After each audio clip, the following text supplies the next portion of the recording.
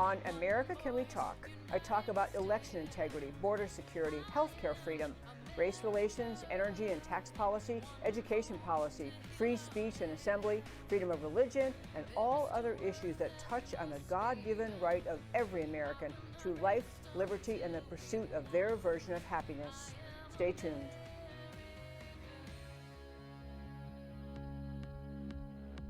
You preach your tolerance, but lecture me. Is there no end to your own hypocrisy? Your God is power, you have no shame. Your only interest is political gain. You hide your eyes and refuse to listen. You play your game. Coming up next, America Can We Talk with your host, Debbie Georgeatos. I've got a feeling that the tide. And hello and welcome to America Can We Talk. I'm Debbie Georgeatos, and this is our last Thursday show before the most important election really in American history, certainly in the lifetimes of anyone here in America today. The election of this coming year, this coming next week, November 5th, 2024, is going to really determine much about America's future, our fidelity to the Constitution, our ability to hold our country together. So on this Thursday show, as you know, I have one special guest join us for the whole hour. Today we have Patrick Byrne joining us, and many of you know his name. He actually joined me on the show a couple of times, but I think we did the show remotely. We weren't in studio. Today, I'm in studio, which I'm glad about. He is actually joining us on screen. And he has just been a central figure in much of the election integrity discussion in the last few years, but even more so, he's kind of I just watched his long video, which I urge everyone to do. I'll quickly tell you about that. You should go onto Rumble and buy the Enemy Within docuseries. The Enemy Within docuseries. It's $5 to watch. It's 2.5 hours, a little more than 2.5 hours. And you know what you're going to conclude, among many other things, is that everyone you've ever known your entire life had a boring life compared to Patrick Byrne. I'm telling you, his life has been simply extraordinary. So you hear much, though, about his involvement in American affairs, with involvement working with the federal government. But what we're going to focus on today is election integrity, the things he knows about it, knows about the Obama administration, Hillary Clinton, the election of 2020, and now where we are in 2024. So again, go and purchase the Enemy Within docuseries. It's a 3-part. It's just a simply stunning thing I urge you to watch before Election Day. So with that, I'm going to welcome to the show Patrick Byrne. Debbie, what an honor to be on with you today. Very nice to see you. So happy to have you here. I'm going to turn this way and just be looking right at you. So I'm so glad you're here. And even though I've been sending outlines and bullet points, big things are happening today. So I want to do that first, and then we'll go back to all the other amazing things you know about. But Patrick, you've been texting today. The term being used is the glitch is the rig. The glitch is the rig. So can you just run through and tell us what that's all about? We will go back to all the Venezuela and all the software issues, but just start with that. Why are you saying that today? Thank you, Debbie. It's such an honor to be on with you again. The Dominion machines, they get certified and sealed up and implemented. And then there's 15 different ways that the cheat occurs. But one of them is right before the election, they have some glitch appear and they say, oh, we need to download a patch on an emergency basis. And then what the patch does is it opens up a hole in the back of the system from which they log on from their Serbian office. They don't really admit this. They didn't even admit they had a Serbian office. But the truth is Dominion, which is supposed to be a U.S. company, the U.S. company is just a front. The real center of gravity of Dominion is Serbia.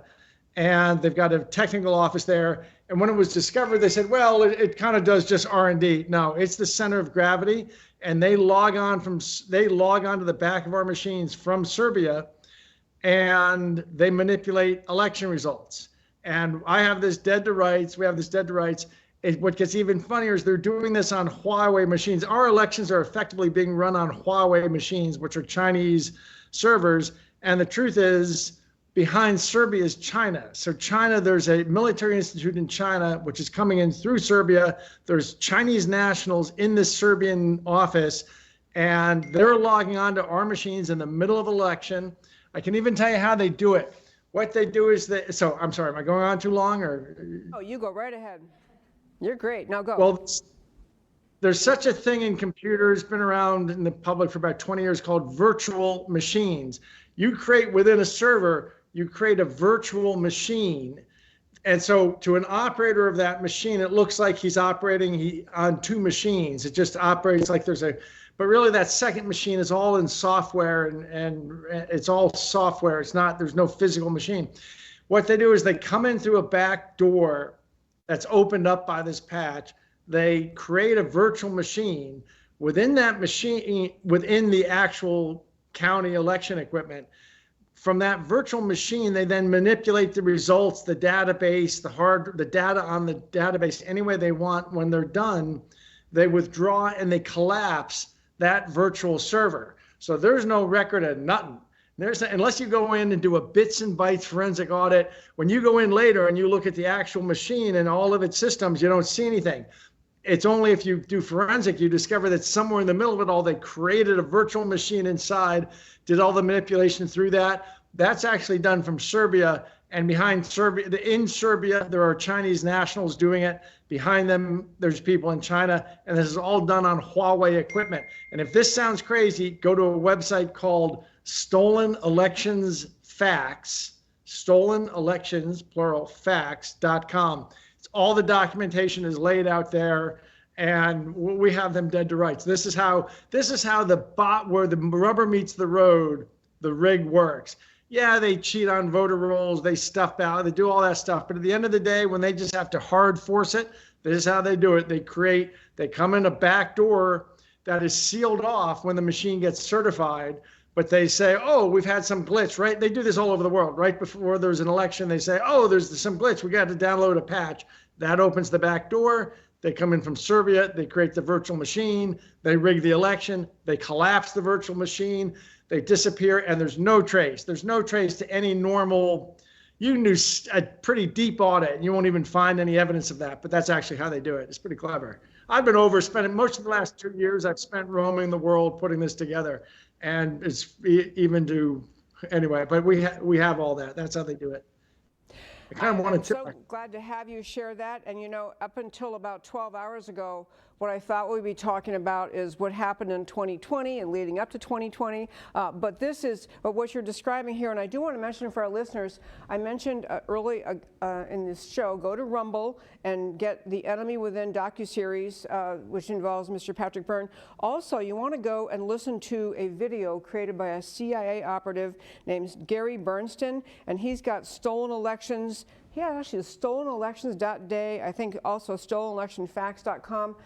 There's so much research being done, and part of what happens is in America, we have so much concern.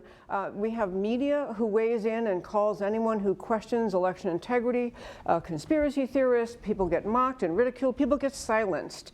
And yet we're this close to an election. We are now literally 5 days away. And what you're hearing Patrick Byrne describe, it actually, I believe, came to light today because was it in Michigan? Michigan, there was one state where they said, hey, there's something going wrong with our machines.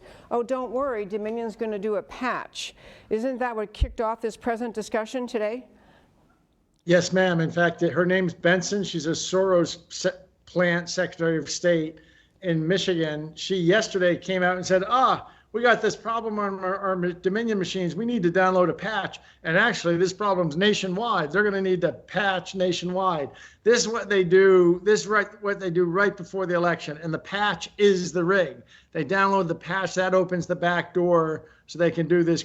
Now, like I say, there's 15 levels of rig that we know they do. But at the end of the day, when they really just have to punch in whatever number they want. See, when they do the thing I just described, that process I walk you through, they can make these machines stand up and whistle Dixie. They can make these machines spit out any numbers they want. They're just going into the hard drive on the machine and putting whatever final results they want, and that's what it reports. It's really kind of silly. So they're at the point where that's what they have to do to rig this. But that's just the bottom. I mean, that's the sort of rubber meets the road way to rig. There's others, and that's what you're seeing up on Twitter today. there's all these videos of people like they're going in to try to vote, and they try to vote for Trump, and it won't let them vote for Trump, and it switches it to Kamala Harris and stuff.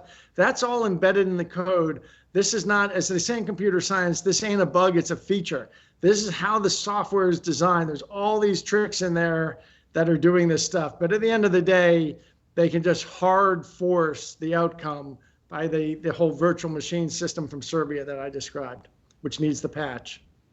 Okay, so friends, I want to turn back now because what you just heard Patrick Byrne describe, this is happening as we're sitting here thinking that we're going through a reasonable and fair election, getting assurances by pretty much everyone that we always have fair elections. But part of what I think will help people dig in and understand that even though this is alarming in today's news, there's actually much background, which we've talked about in this show before, but this is a time for everyone to pay attention to where the internal software within our voting machines got started. Because once you understand where that came from, it's more plausible, more understandable that what's inside our machines in America today is perfectly riggable. And I'm going to say something right now, and I'm going to probably repeat it 10 times during this show.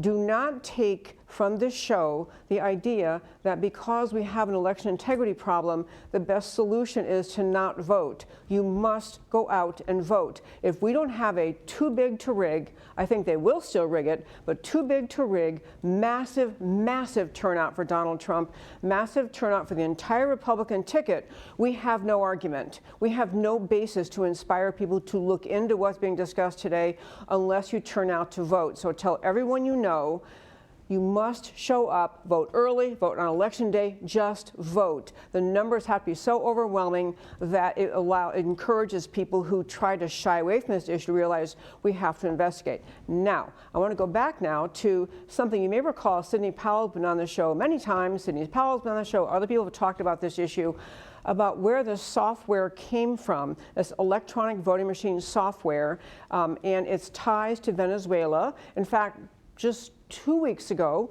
we had on the show a Venezuelan native, Carmen Maria Montiel, who told the same story we're about to tell you, but this with more detail, which was the way electronic voting machine software was developed in Venezuela, and it was actually developed at the behest of and to provide assistance to Hugo Chavez. But this gentleman today on our show, Patrick Byrne, knows a lot about that. So turning back to Patrick Byrne, you actually, I think you said in your video, your picture is on the Instagram account of the Venezuelan election people. Isn't that accurate? Yes, if you go to Venezuela's Instagram account of March 6, 2018, you're going to see me in a government computer science center, 3 pictures of me in the government computer science center in Venezuela. Now, how that came about is just one of those stories we're just going to have to leave there. But all that said, I put that in there to show people I know something about what I'm talking about. So yeah, first I want to echo your comments. This is absolutely not a lost cause. It's you have to overwhelm with mass. We're doing, on the other hand, with one hand, you folks have to overwhelm with mass and with voting. You cannot vote or this will be the last election ever. On the other hand, there's legal and technical things we're doing to win, but you have to go out and vote. Okay, so the true origin of this is there was a guy named Hugo Chavez. He's a Fidel Castro kind of dictator. Came to power in 92, he was a colonel. He tried a coup. Do you mind, Debbie, if I just sort of walk through the chronology a little? No, I want you to. I want you to. Please do. Yes. Okay. He was a man, he was an army officer. He became a colonel. In 92, he led a coup against the government. He got defeated, went to prison. And all he said was, por ahora, for now. Like, for now, I'm defeated, I'm in prison. He got out just 2 years later. And by 98, he ran this sort of man of the people campaign, became president in 99. And he spent the first 2 or 3 years doing sort of Obama-esque, Biden, Kamala-esque man of the people stuff and some nice programs to help the poor, create literacy, things like this, but really erode and hatchet the Constitution. In 2002, there was a coup attempt against him, and it was really a broad-based middle-class thing. I have it on good authority that the CIA was not involved. It actually really was not. And when the CIA is involved, I'll tell you. But the CIA, that fellow you mentioned, Gary Byrne, is a friend of mine. Been working together 4 years, and he's lifelong CIA. And they were not involved. It really was the middle classes and the army say, we've got this imposter who's eroding the Constitution. They took over and they held him for 47 hours. And there's an old saying, when you go to kill the king, you got to kill the king, if you know what I mean. They didn't kill the king. They negotiated the Catholic Church and a particular archbishop in the Catholic Church. And I'm mentioning this because I'll get back to it. And this isn't, I was raised Catholic, so but a particular archbishop helped get this big movement going to free him. He talked his way out of it. He actually had a TV thing with the coup plotters, and he hugged it out with them, got back in power. He immediately tortured them all to death. So it didn't work out. They probably regretted their trust. And Venezuela has a constitutional provision that says if 20% of the people sign that they want to recall the president, they can do so. And in 2003, enough people signed. And Hugo Chavez was down in the polls 70-30 for a big referendum in 2004. It's like California, you can recall the president in the middle of his term.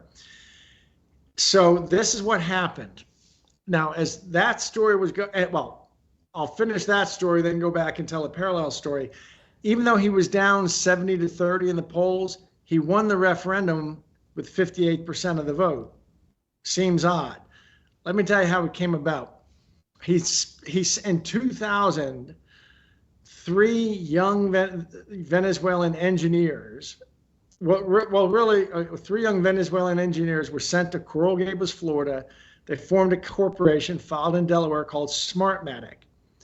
And Smartmatic set about creating an electronic voting system that could be rigged so as to protect their dictator, Hugo Chavez. And they settled on a company in Italy named Olivetti. Now, you're not old enough, Debbie, but there used to be these things called typewriters, and Olivetti was a big manufacturer.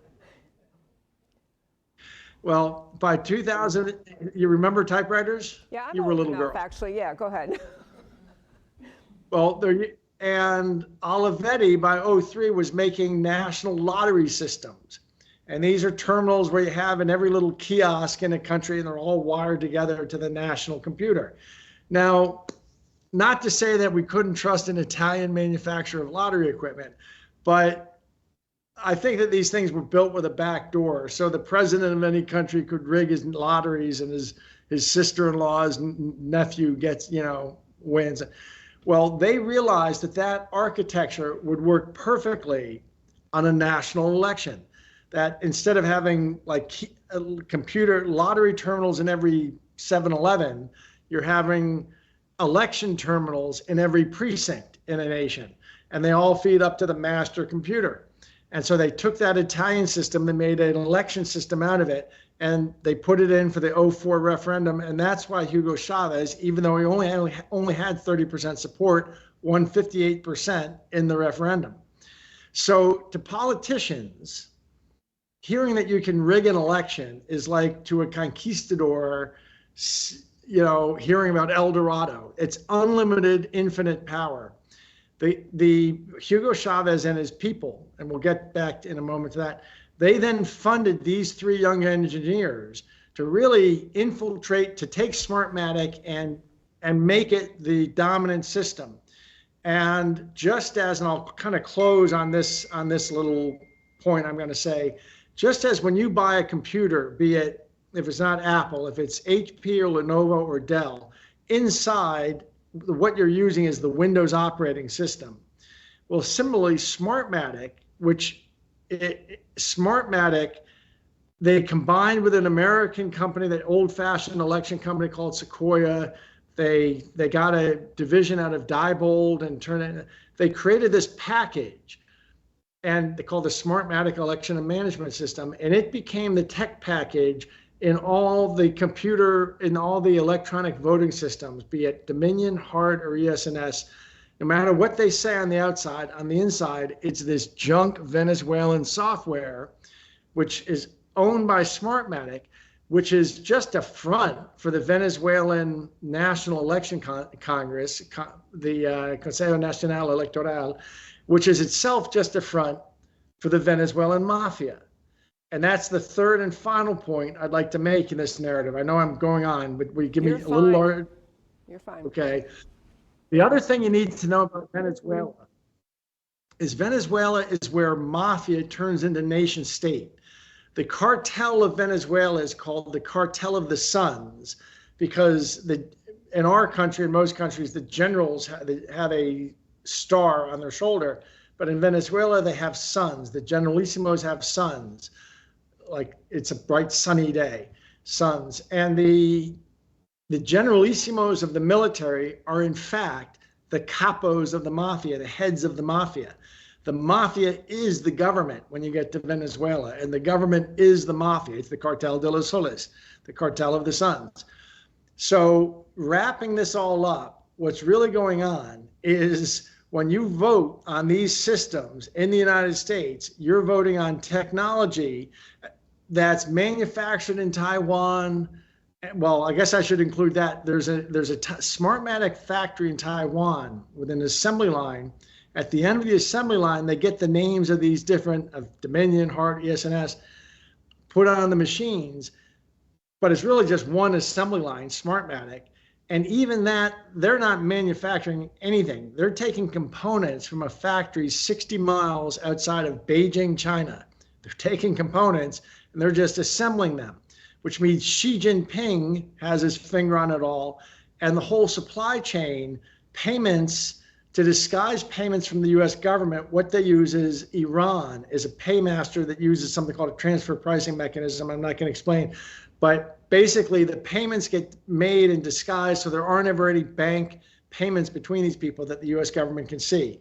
So now, summarizing and putting that all together, when you go out and vote on any of this technology, of any of these brands, what you're voting on is a machine, whatever it says on the brand, it's actually a machine where the guts are a company called Smartmatic, which is junk Venezuelan technology that's put out. Smartmatic is a commercial front for the National Election Congress of Venezuela, which is itself basically a subsidiary of the Venezuelan mafia.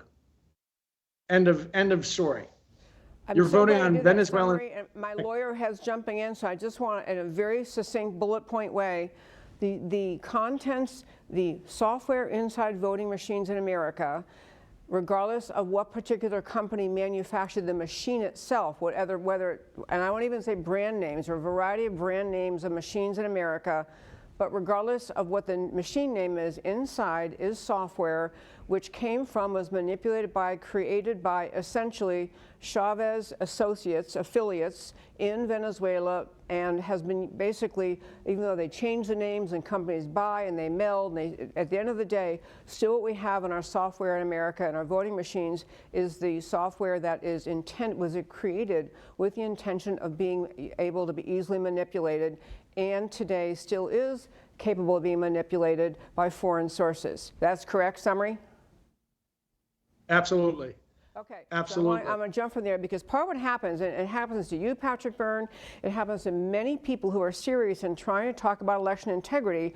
It's become popular, even in both political parties, or the uniparty in America, the deep state of America, to simply mock people who say that we have a serious problem with election integrity. I am all over, I love the idea, you know, create better laws about voter ID, limit the time of early voting. You can make all sorts of great changes in legislation, and you can get poll watchers, and you can get election judges, all sorts of positions. And you know, the RNC has been involved in litigating on various changes to law in states that they argue violates the Constitution or violates that own states' laws. So you can have a lot of activism that is not harmful, but it does none of what I just described: poll watcher training, voter ID, change in the amount of time you do early voting. None of that changes the bottom line and the most impactful method by which elections can be stolen or rigged, which is what you're describing. Is that correct?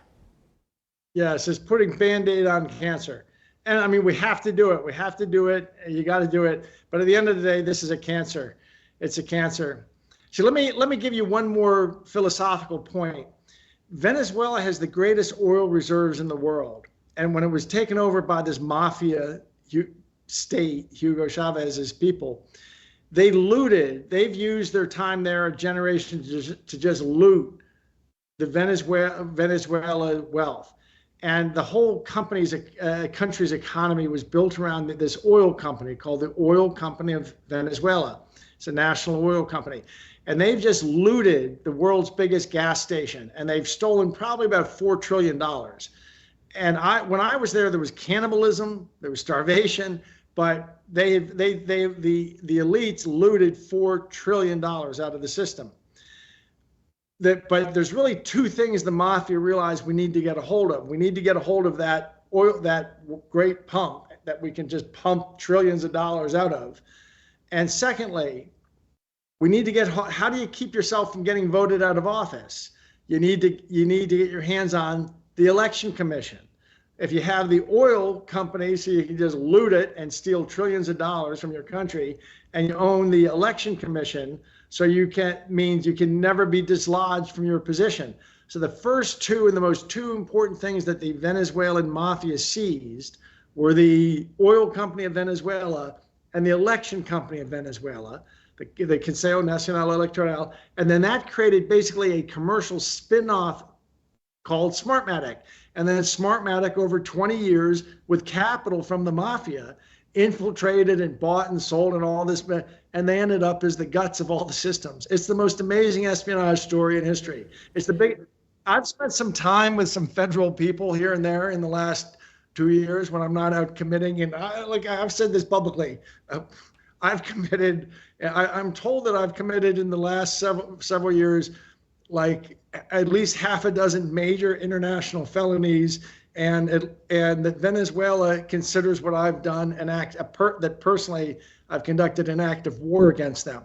But what I've done is I've gotten to the bottom of all this, and from time to time I've rubbed shoulders with American federal officers, and they say, this is the biggest crime in history. This is the biggest crime since Caesar was stabbed.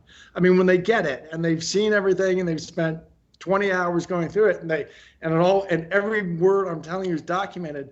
One guy, a very high level guy, basically the equivalent of a general in one of the agencies, said, this is the biggest crime since Caesar was stabbed. It really is. It's a good story. It is. And stealing elections in America, this is all happening. This capacity to steal elections is all happening at the same time of the rise of, my terminology, the anti-American left, the left that is very marching down the path of socialism and communism and globalism. And so to have capacity to steal elections, to have, the 2020 election when I believe Donald Trump handily won re-election, and yet we were told, nope, as it turns out, who knew? It was, in fact, that election night awakened a lot of made people realize that there maybe was a serious problem with our election system. We went to bed the election night of 2020, and everyone could see Donald Trump was winning in all the swing states, which are the ones that really matter. It matters. Every state matters. You got to vote, but swing states matter. And yet we woke up the next morning and realized, oh my gosh, now as it turns out, they're saying, who knew Joe Biden won?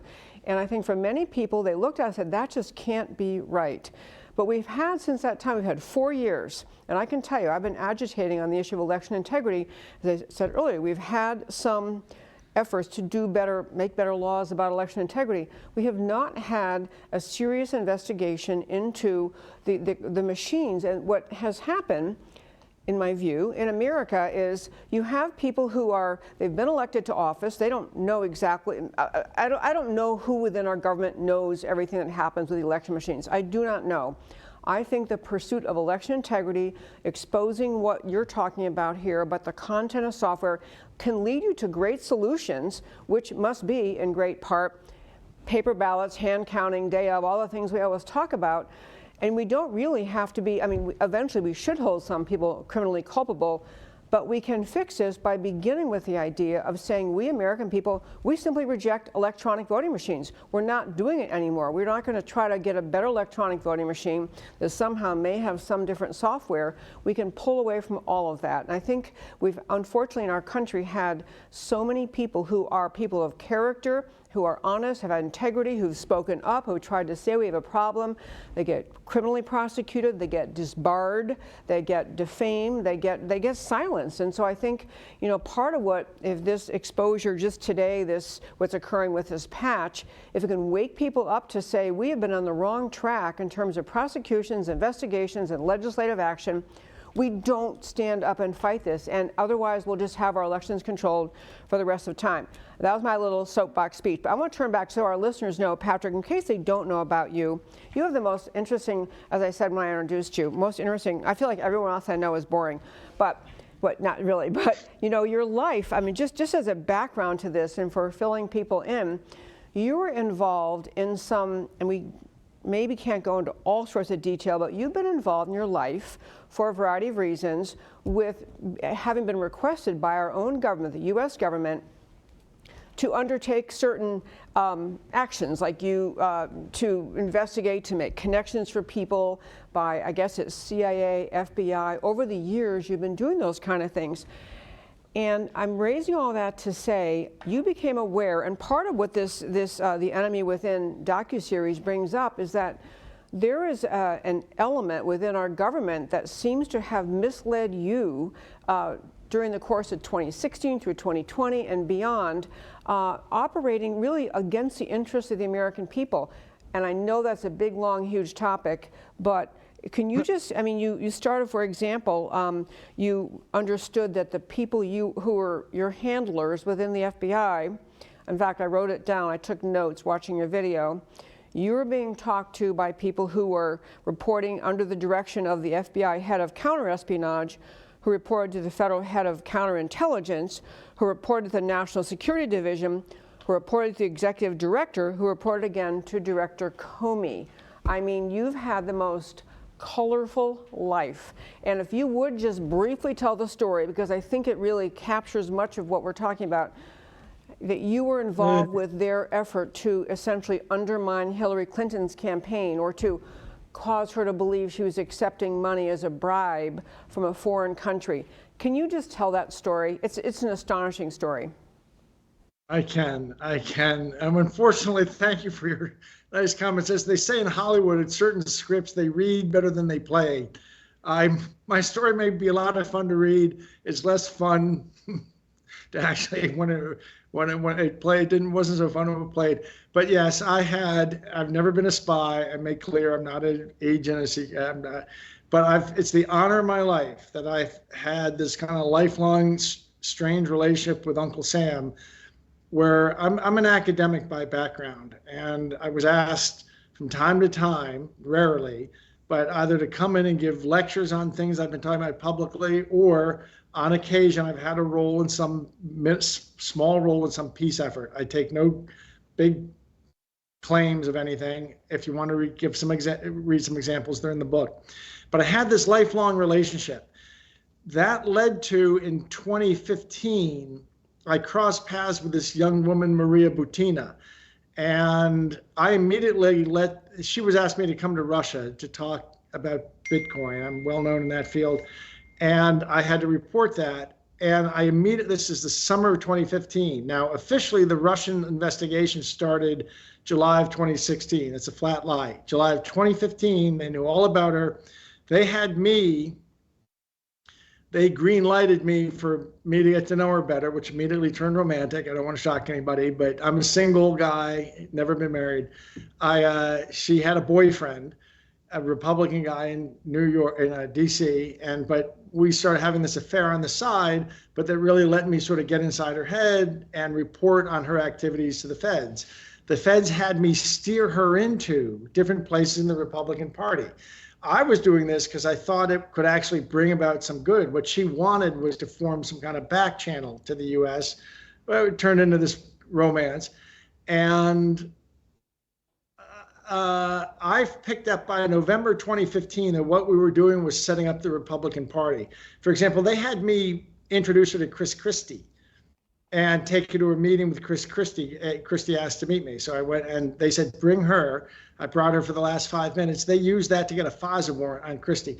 They were using her to smudge up the Republicans, and they were using me to use her to smudge up the, and I figured that out in November of 2015, which is like 7 or 8 months before they even admit the Russian Jack Flash, whatever it's called, Crossfire Hurricane. Crossfire Hurricane started, they're lying through their teeth. It started 7, 8 months earlier. Now, in around Thanksgiving 2015, they came to me and said, we have a more important assignment for you to work on than this Russian girl. We need your help setting up Hillary Clinton in a bribe, Patrick, and this is what's going on. And there's a country, and I've identified it was Azerbaijan, that we believe wants to bribe Hillary Clinton. And your assignment is to befriend the Azerbaijan government, find the bag man within the government who's got this task. And then I remember this one agent kind of cutting it off and saying, Patrick, it's like this. Somewhere in the world, there's going to be a room. And Hillary Clinton's going to go into that room, and the bag man from Azerbaijan is going to go into that room. They're going to spend 10 minutes alone together. You got 2 months to make that happen any way you want. And I said, okay, so you folks understand, I'll be bribing people and stuff. They said, yeah, no problem. And I said, so this has endorsement. Who's signing off on this? I'm shortening the story. It's all told word for word in the book and in the movie. I ended up saying, so Director Comey has signed off on this. And 2 federal agents leaned over and said, and I said, Director Comey and President Obama? And 2 federal agents said, I said, okay, well, you can tell Comey and Obama that Director Comey and President Obama that from them's good enough for me. Consider Hillary bribed. And 7 weeks later, on January 14th, 2016, in a hotel room in Washington, the bag man from Azerbaijan, and I'll even tell you, want me to tell you how the bribe worked? Or is it too detailed? You're okay, go ahead. More detailed. Hillary Clinton was on the 8th floor of her hotel. Her assistant was on the 5th floor. She had a limousine at 9 a.m. The bag man was brought in at 8:30 and went up to the 5th floor room.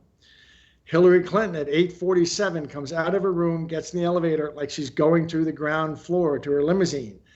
A little bit early. She gets off though at the 5th floor. Says, I'm going to see my assistant. She goes in to the room. The assistant steps out of the room, guards the door. Hillary was inside for 10 minutes with the bag man from Azerbaijan. Then she came out, she went downstairs, got in her limo, was gone by 9:02. Doesn't show up on any official schedule, but that happened the morning of January 14th, 2016. Now, what's more important though is what happened next. So are you ready for this? Yes, sir. You'll understand, your viewers will understand the last 8 years in a way they never have. If you just stick with me another minute or two, I'll compress the story. They told me when we met again a few days later, I had to forget this ever happened. And they gave me this kind of weird excuse that they decided that Hillary was going to be president. Nothing was going to stop that. We need to, the first day she's president, she's going to send her goons over to the FBI and find out who was part of investigating her. And we're all going to be destroyed, Patrick. And this is us and our chain of command, and it includes you. So this whole mission has been scrubbed from the very top. I said, yes, sir. I went home. It didn't sit well with me. A couple weeks later, I met with them again. And it included not just 2 FBI agents, but the man who was the go-between between Director Comey and Director Brennan of the agency. And now the agency itself was not involved in this stuff, to be fair to them, I need to say, but the director of the agency, John Brennan, was very much involved in he and Comey. And I let them know this wasn't sitting too well with me. I said, it was 10 months before the election. We could clearly do something about this. And they said, Patrick, what's really going on is this. President, at this point, so this is the first few days of February 2016. At this point, Patrick, President Obama has his people across the federal bureaucracy, but especially the DOJ, Hillary is going to be president for 8 years. Secretary Clinton is going to be president for 8 years, and nothing's going to change that. But while she's president, think of there as being a Bunsen burner within the DOJ. You remember your high school chemistry, a Bunsen burner? Yes, sir. Well, think of and the information about the bombs, about it's going to be sitting on that Bunsen burner. The hand on the Bunsen burner is going to be one of Barack Obama's people. If Hillary's a good girl and defends Obamacare, that flame stays low. If she's a bad girl, starts thinking for herself, it gets turned up. That way, Barack Obama is going to manage Hillary Clinton for 8 years. Then she steps down and Michelle's going to run. And Patrick, that's the plan. And this plan, I was later to learn, was called Operation Snow Globe, you know, like a kid's Christmas toy, a snow globe. And Brennan, Comey, and Obama wanted Hillary president for 8 years, but in a snow globe that they could shake up anytime they wanted.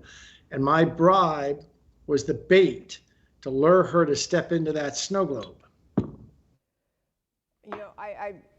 I think, Patrick, the 2 previous times you've been on my show, we've talked about this story. I'm so fascinated by it, and I also I've told you before, I think, under 1% of America knows this story, and I think it is so consequential.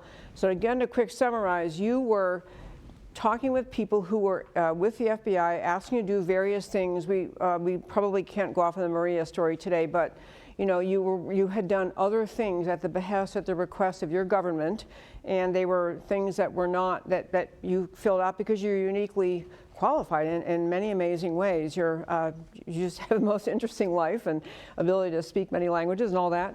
But this was, again, the FBI, or people representing themselves as people who were tied to Comey, and eventually when the 3rd agent was there, he's tied to the CIA, John Brennan, basically telling you that getting Hillary to accept this bribe was going to guarantee that ultimately Obama and his people within the DOJ had their hand on the proverbial Bunsen burner, that they could, as long as Hillary went along with what it was that Obama wanted to happen, so you'd have 8 years of Obama, 8 years of Hillary, who's held in check by Obama and the Bunsen burner plant people at the DOJ, and then you'd have Michelle Obama. You'd have 24 years of America controlled by these radical leftists, and therefore, the outcome of it all, America would be, I'm adding this, America is unrecognizable, contrast with what it's supposed to be. America, which, all the beauty of our founding ideas and the promise of individual liberty, and America, a country that's free and is not controlled by globalist forces. It has representative government. It stands for the basic rights that our Declaration. This was the Obama leftist takedown of America being planned. Operation Snow Globe, and Hillary, to your knowledge or your understanding, went along with this. I mean, she didn't realize she was going to lose the election. This was why Donald Trump was such a huge boulder in the road to this plan, because I think the left, even though they may have been aware by that point, you can manipulate elections. You can manipulate the content of the software, control the software. When it got to the 2020 election, Donald Trump just overwhelmed them on election day, and Hillary didn't get what she assumed, and I believe she probably didn't promise she would get. She did not get her victory, and Donald Trump got in the way of it. So I'm going to now turn to the 2020 election. I believe you said this before, but you believe the 2020 election was that Donald Trump won? Do you believe that? Absolutely. And I say that, just to be clear, I didn't even vote for him. I'm a lifelong Milton Friedman kind of small L libertarian. And because I always had this odd relationship, I was told at times a unique relationship, that with Uncle Sam, it never felt right for me to vote for either Republican or Democrat. So publicly, I always maintained this libertarian position. It is libertarian, small L, libertarian, small R, Republican. Partly out of conviction, that's really what I think. But I mean, I'm a constitutionalist, but like a Ron Paul kind of guy. But also because it just felt right, given that I never knew which was going to be president, Republican or Democrat, and given that I was getting these presidential assignments. Obama made me a national intelligence asset. Obama promoted me from working for the different 3-letter agencies to I became a special asset just for the White House. And it always felt like I should just not side with either party. So I didn't even vote for Trump. But the truth is, behind the curtains, I didn't even vote for Trump. Is that me? I did not even vote for Trump. I'm sorry. I will turn this off. I did, and I was not a never Trumper, but I agree with him about 95% of the time. Our styles are different. I'm a northern New Hampshire kind of Yankee, so his brashness and everything kind of grated on me. However, I came to like him very much. But that's neither here nor there. That's not why I'm doing any of this. So yeah, in the 2016 election, basically the Hillary Clinton loss, so all that setting her up for a bribe morphed into the Russian collusion hoax. And I say this, just remember, I say this not, people who say I'm a conspiracy theorist, this isn't a theory, this is a memory.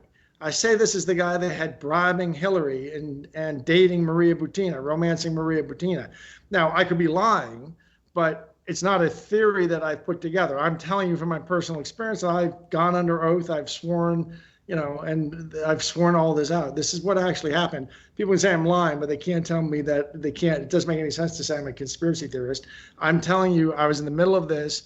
I was romancing Maria Butina at their direction. And I've done stranger things, let me tell you. But anyway, I was romancing Maria, who's a wonderful woman. And I mean, she's probably on her way to be president of Russia, and people should pay attention to her. And I was bribing Hillary Clinton. This is kind of all in a day's work when you get into that world. And so it's not a theory. This is actually what happened. And I've given all this. I gave this sworn testimony to the J6 committee that this is all true. Yeah. And nobody's touched.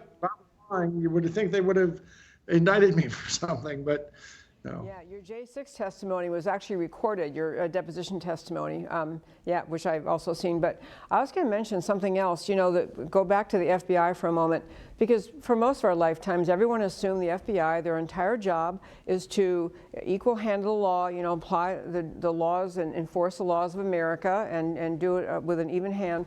But the idea that the FBI was in the middle of trying to set up, apparently at the direction of Obama, trying to set up Hillary, to control her, and then the other involvement that you described also, your involvement with Maria Butina and all of that it was setting up the Russia collusion. So that story of the Russia collusion that really hampered President Trump's capacity to function well as a president. He was almost from the date of his inauguration, headlines and casting aspersions on his character and who was behind him and all. That was all being cooked up by the FBI prior to him taking office, just getting ready to take him down. I will tell you, there's a story out today, I just saw this, but a whistleblower testified at the House Judiciary Committee that James Comey had FBI honeypot spies infiltrate Trump's 2016 campaign.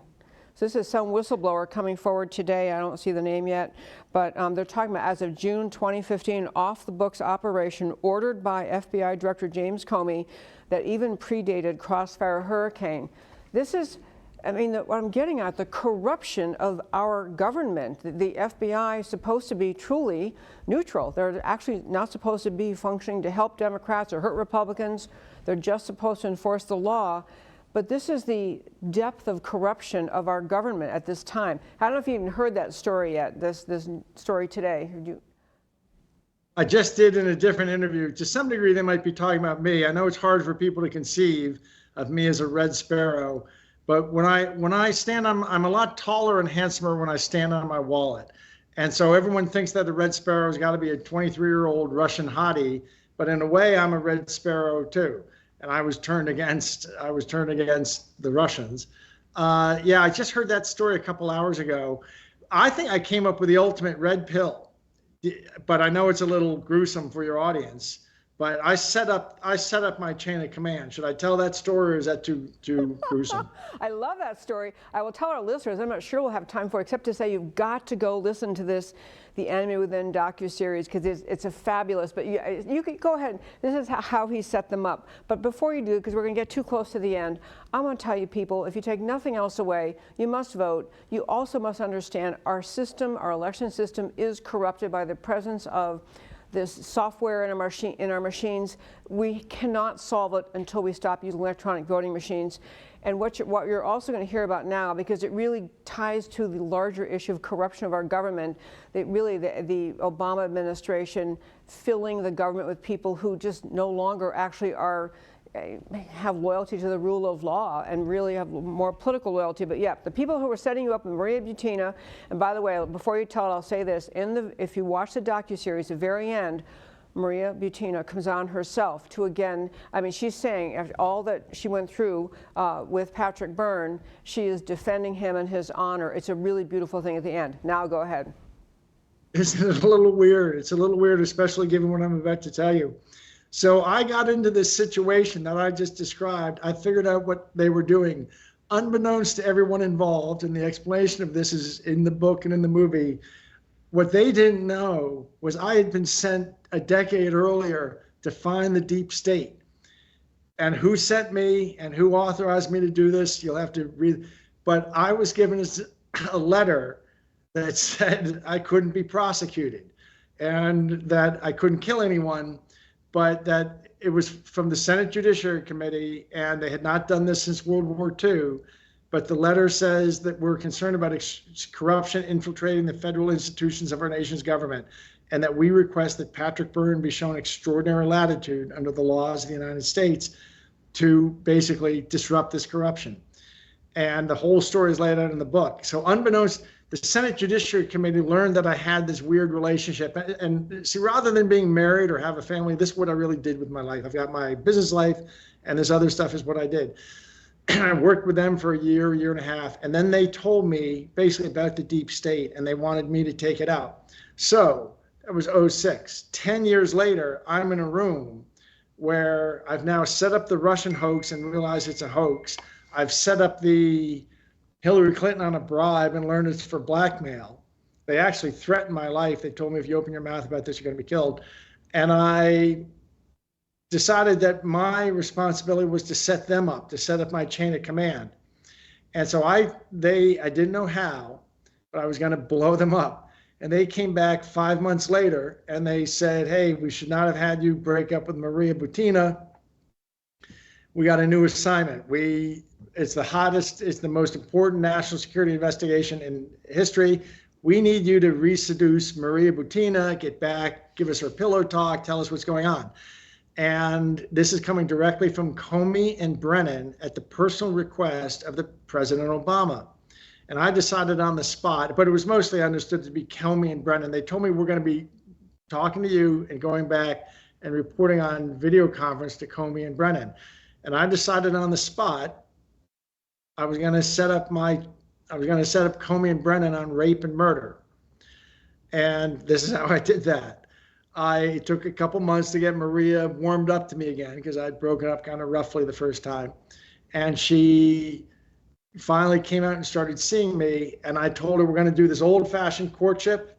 By the way, I've been warned that to sort of some people in America, my life sounds, anyway, so forgive it. I said, we're going to do this old-fashioned courtship. You're going to sleep in the guest room when you visit me. I'm not going to let it touch you. After 6 months, if you decide you want to be with me, we'll get married, and then we'll be only then sleep together. And she thought this was so romantic. Meanwhile, I reported up my chain of command that I was back physical with her again. And Comey and Brennan accepted that. And then I reported that I had gotten her drunk, or I gotten her wasted, introduced her to drugs, got her wasted, and when she was in a stupor, I questioned her, and I couldn't find any discrepancy. Well, Comey and Brennan thought that was just fine. So then I let them know that that time that I got her wasted and I questioned her and she was in a stupor and I found out a discrepancy, when I was done, I had sex with her. Now, the word for that's rape. So I reported to my chain of command that I raped Maria Butina. When next time I met them, the agents were they hated me. They didn't say a word, which told me Comey and Brennan had said, agents, you don't ask Byrne a gosh darn question about this. You let it play. We need Byrne and Maria to set up this Russian this Russian story. So then I waited another meeting or two, and I offered to murder Maria for them. And at that point, the agents jumped up, violating their orders, jumped up. One of them actually, I heard a gun click out of its holster. And he said, he screamed at me in my face, "Hey, Byrne, let's get something perfectly clear. We don't care what orders come from DC. If you harm a hair on Maria's head, we're going to kill you ourselves. You got me?" So I said, "Yes, sir. Yes, sir. No murdering Maria. I got it." But the point was, there was no way that was going to slide. They were going to let that slide. I knew they were going to do something with that. And I found out later that they were going to report up the chain of command. And somewhere in the depths of the deep state, someone had to make a decision. Are we going to, has Byrne gone crazy, and are we going to stop this? Unless, he's already raped this girl, he's already might kill her. Are we going to stop this crazy slow coup that we're doing? Or is someone going to sign off on the aggravated rape and possible murder of Maria Butina? Well, in the summer of 2020, I got the answers to everything. The Durham Commission gave me the answers. I went into the DOJ and explained all of this, and they opened the Durham Commission a week later. That was in response to me explaining things. And they showed me the paperwork. Hillary took the bribe. She took it. There was in Azerbaijan, there's a numbered bank account. They got an $18 million deposit exactly the week I told them they would find it. And I said, well, who signed off? Was it Brennan or Comey? Basically, I was after who signed off on the Maria Butina thing. They let me know. So I shouldn't laugh. It was Barack Obama. Barack Obama signed off on the aggravated rape and possible murder of a girl he knew was innocent, so that we could continue setting up this whole hoax. And when I told this all to the DOJ, the woman, the chief of staff of the National Security Division, looked at me like you're probably looking in the studio and said, you're in a lot of trouble if Maria doesn't confirm all this. I said, no worries, go talk to Maria. She's like this woman, she'll tell the truth. And they went and talked to Maria, and Maria told them, Patrick Byrne was most perfect gentleman, never met gentlemen like this. He flew me. That first time we dated was very physical, but the second time we dated, he didn't lay a finger on me, had me sleep in the guest room. I didn't understand it. Never met gentlemen like this. That was why the whole thing was a sting, and the FBI had taught me how to create a sting. And Barack Obama. And what's really more ironic, it's the same month that Trump got in so much trouble for this lewd thing, locker room talk, he said, as if other guys and women don't talk that way. He got in so much trouble for that comment. That same month, Barack Obama signed off on the aggravated rape and possible murder of a girl he knew was innocent, so that he could continue this whole coup they were building. Is that the funniest thing you ever heard? You're right. I wish you could see the audience faces. Like, okay. Well, I will say there's so much more of this story. And again, I said at the start of this show, I really, really urge you. What we're summarizing in under an hour is I think it's 2 hours and 45 minutes or so, The Enemy Within. Because I want to net out why I wanted to have Patrick Byrne join me today, and I'm so grateful. I know you're abroad someplace. It's middle of the night someplace, but to encourage people to realize the things to take away. Our election systems are rigged. We have no control over the software. Every single company, whatever the machine label says on it, inside it's all this corrupted software. And many, many people know it, and somehow they keep on using it. This election, this time in 2024, I think if they can convince people that Kamala Harris could possibly win, they will try to do it. I think that Trump is obviously overwhelmingly winning, and we just need to recognize that it's possible they'll try to steal it. But the other deeper points, larger points about America, we have an FBI and a DOJ, a system that would permit this kind of corruption to go on and on and on, and we're willing to set up the Democrat candidate so they can control her. This is the mindset of not just Obama, but many in the radical left. We will set up the president. She will do whatever we say. We are going to be in control. This is what we face as a country and what our future will be as a country if we don't fight back against them. The story that Patrick told us just a moment ago, you know, the whole idea that he's being handled by these FBI guys who give him all these instructions and, you know, break up with her, no, go back with her, do this, do this, do this. And, you know, he really set them up so he was able to show that they are as corrupt as you think they are. And so I just, you know, I just think you've had an amazingly colorful life. Just to be able, if you had no story that anyone ever heard except the one about setting Hillary up, it should make everyone in America realize we've got a massive corruption problem in our government and a massive effort by anti-American leftists, those are my words for them, anti-American leftists who simply will do anything to seize power in this country.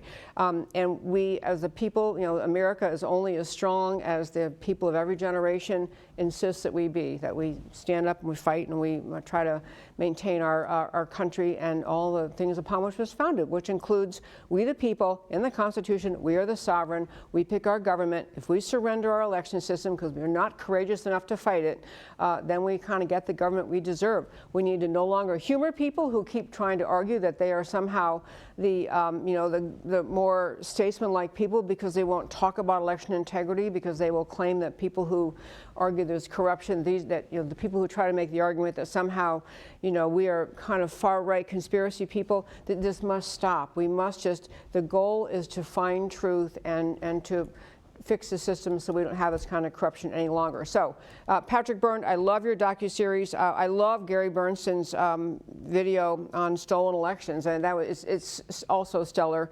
And I thank you for all that you do and what you expose. And anyway, any last parting thoughts for our audience? Great summary. I can't add a word to it, other than maybe just remember these lefties who are look down their noses and try to make you feel ashamed. They're all phony.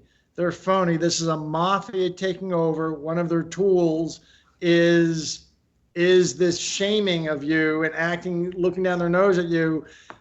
They're so corrupt, not the men and women who are actually terrific, but it got corrupted from the top. And the ultimate red pill is that they're so corrupt. I said, okay, if you're going to be this corrupt, I'm going to put a rape and murder in your path, and you got to decide what to do, and they sign off on it. So just remember, as they, you know, try to shame you about Trump, you know, did this, Trump did that. These cats signed off on rape and murder, and it was done by Barack Obama. They're all phony. All these lefties are total phonies. Just the emperor has no clothes. You need to see through it. And on that note, Patrick Byrne, I cannot thank you enough so very, very much for joining us today. And I'm going to hope we have great news to celebrate next week. And actually, one more point to make. Assuming Donald Trump wins and they finally admit that he wins and he actually gets to take office in January, that's just the beginning of the time that we have to fight to actually restore our election process, just remove the capacity to have the kind of theft that has been occurring in America for the last 20 or so years. So again, Patrick Byrne, thank you so much for joining me today. Debbie, thank you so much. Thank you. And my very fine friends, we are going to have a live show on Election Day. On my Tuesday show, the first Tuesday of every month, I have Dr. Robin Armstrong joins me. He is the National Committee man for Texas. As you know, I believe the RNC Committee woman for Texas. We'll be covering on Election Day. We may do a little special thing before we do the show on Tuesday, but do tune in on Tuesday. And you know, on my Tuesday shows, I close the show every week by telling you why the stories we talked about today. I'm going to do a special one just today because it's the last time I can talk to you before Election Day. So these are our Why It Matters that you can share with your many, many best friends. On the cusp of election 2024, what is at stake? You must vote. You must. The only way to lose this country with certainty is to not vote. The stakes are as high as they've ever been since the country's founding. truly existential. Founding principles of the American experiment are crumbling under fierce, organized leftist assault. The restoration of America, of individual freedom and responsibility under God, essential for humanity. America will not be restored by one election or in 4 years. It is the work of at least a generation. Trump is a providential figure, much like Washington, Lincoln, and Reagan, but the American leaders who follow the America First agenda will determine whether American restoration will be achieved. Founding principles, the American experiment versus the all-out assault of the left, a sovereign nation founded on unique and exceptional principles embraced by citizens. Open borders, migrants who embrace of these principles and no assimilation destroy sovereignty and the meaning of citizenship. American exceptionalism is lost. Only because of the border is enough to never vote for the left again. Government by the consent of the governed, election fraud completely eviscerates this ideal, becomes government by those who control the machines. God is the creator of man. Transhumanism, transgenderism, even the mRNA technology, this is man creating or modifying man and ends in moral madness. And the founding principle of the American experiment versus the all-out assault of the left, the Declaration of Independence affirms self-evident truths exist. My truth versus your truth leads to no truth. Public and private dishonesty blocks mercy and wisdom from shaping justice. Government exists to protect the inalienable God-given rights of men and women. Climate change, pandemics, and the CBDC plans must be seen as mass government control schemes. They destroy freedom for all. Justice must be based on truth and administered impartially. Again, the blindfolded Lady Justice must come back. Weaponized FBI and DOJ has broken the rule of law in America. Treatment of J6 protesters, jailing of Navarro, Bannon, and Peters is lawfare against Trump. These are all abominations of the American ideal of blindfolded Lady Justice. And that I don't usually do this on a Thursday show, but I wanted to share that why it matters. This election matters more than any other in your lifetime, for absolutely sure. And we need to show up in massive numbers. And then after Donald Trump wins this coming Tuesday, we can talk about restoring America and restoring a just election system. So thank you for joining us on this special Thursday. I appreciate you tuning in. If you're listening online, you can always find the show at americacanwetalk.org.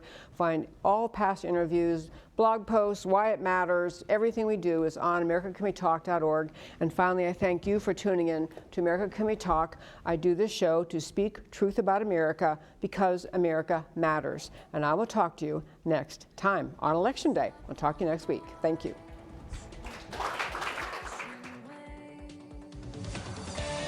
Can you hear us now? America Can We Talk? Truth about America. Can you